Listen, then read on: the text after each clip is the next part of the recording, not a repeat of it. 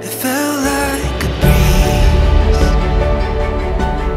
that came dancing through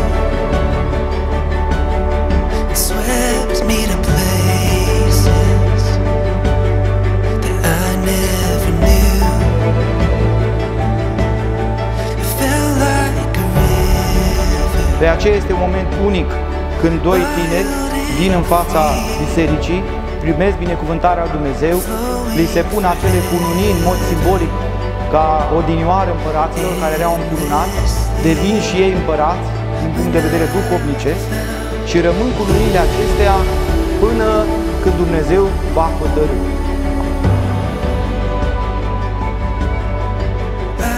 Domnișoarelor și domnilor și dragi copii, desigur, bună seara și bine ați venit!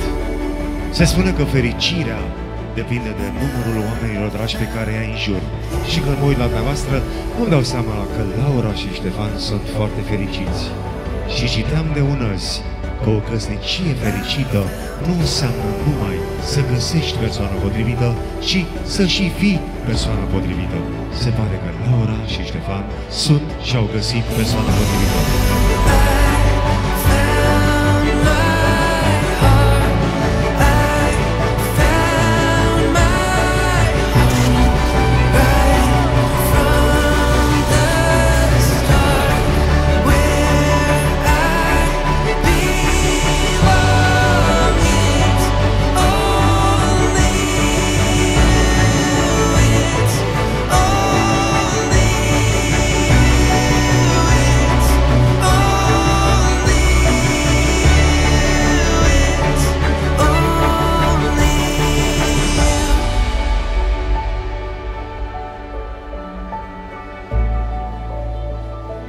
Only you.